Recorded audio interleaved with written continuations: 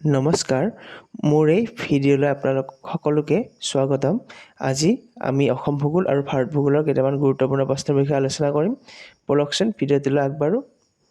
আজিৰ প্ৰথম প্ৰশ্ন হৈছে, কোন বৰ্ষত দীপৰ বিলক ৰামছৰ ক্ষেত্ৰ হিচাপে তালিকাভুক্ত কৰা হৈছিলে?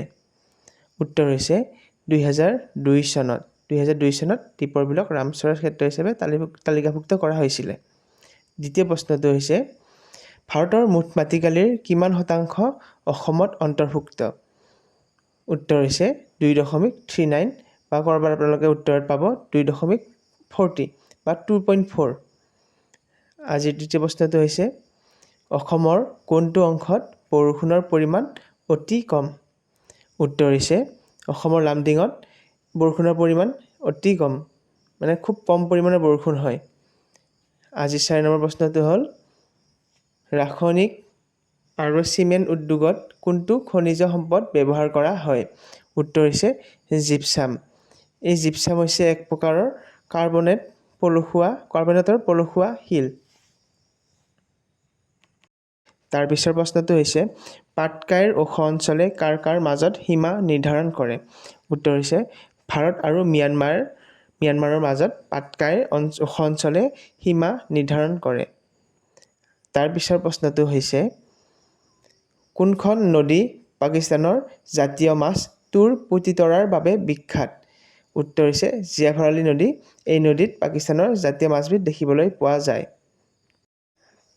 তাৰ পিছৰ প্ৰশ্নটো হৈছে, ভাৰতৰ স্থলসীমা প্ৰায় কিমান কিলোমিটাৰ? উত্তৰ হৈছে ভাৰতৰ স্থলসীমা প্ৰায় 15,200 কিলোমিটাৰ। তাৰ পিছৰ প্ৰশ্নটো হৈছে, ভাৰতৰ পশ্চিম দিশত অৱস্থিত জলৰাশিক কি বুলি কোৱা হয়? উত্তৰ হৈছে ভাৰতৰ পশ্চিম দিশত অৱস্থিত জলৰাশিক আৰভাগৰ বুলি কোৱা হয়। তাৰ পিছৰ প্ৰশ্নটো হৈছে, সুৱেজ কেনেল কেতিয়া মুকলি কৰা হৈছিল? উত্তৰটো হৈছে 1869 চনত সুৱেজ কেনেলক মুকলি কৰা হৈছিল। 1869 চনৰ 17 নৱেম্বৰত। পিছৰ প্ৰশ্নটো হৈছে, ভাৰত মহাসাগৰত সংলগ্ন দেশবোৰৰ ভিতৰত কোনখন দেশৰ উপকূলীয় সীমা আটাইতকৈ দীঘল? উত্তৰ হৈছে ম্যানমাৰ। পিছৰ প্ৰশ্নটো হৈছে, কোনখন ৰাজ্যৰ উপকূলীয় অঞ্চলৰ পৰিমাণ সৰ্বাধিক? উত্তৰ হৈছে গুজৰাট। গুজৰাটত 1600 কিলোমিটাৰ আৰভাগৰে আগুৰি আছে। পিছৰ প্ৰশ্নটো হৈছে, কোনখন নদী ভাৰত আৰু চীনৰ মাজৰ সীমা স্বৰূপ? উত্তৰ হৈছে আমুৰ নদী। এই নদীখন ভাৰত আৰু চীনৰ সীমাত অৱস্থিত। পিছৰ প্ৰশ্নটো হৈছে, ভাৰতৰ সৈতে দীৰ্ঘতম সীমা ভাগ কৰা দেশখনৰ নাম কি? উত্তৰটো হৈছে বাংলাদেশ। বাংলাদেশৰ লগত আমাৰ ভাৰতৰ অসম, পশ্চিম বংগ, মিজোৰাম, ত্ৰিপুৰা এই 5খন ৰাজ্যই বাংলাদেশৰ লগত সীমা ভাগ বতৰা কৰে। পিছৰ প্ৰশ্নটো হৈছে, জোজিলা পাছ কোনখন পৰ্বতমালাত অৱস্থিত? উত্তৰ হৈছে জংকাৰ পৰ্বতমালাত অৱস্থিত। এই পৰ্বতখন আছে লাডাখত। পিছৰ প্ৰশ্নটো হৈছে, ভাৰতৰ আটাইতকৈ পুৰণি পৰ্বতমালাটোৰ নাম কি? উত্তৰ হৈছে আৰাৱলী।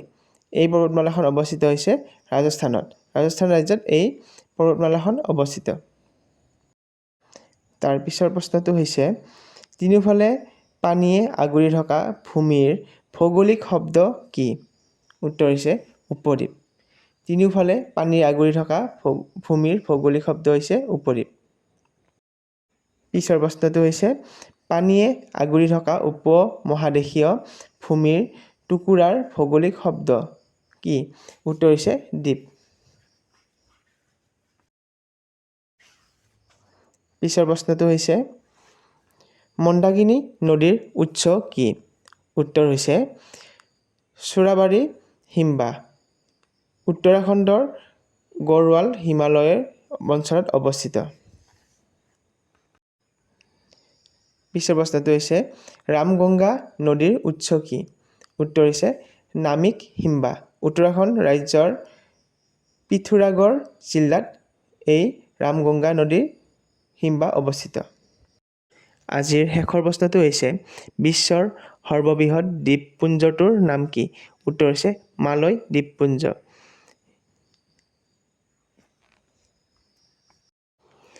যদি আপোনালোকৰ ভিডিঅ'টো ভাল লাগিছে তেনেহ'লে লাইক, শ্বেয়াৰ এণ্ড কমেণ্ট কৰিব।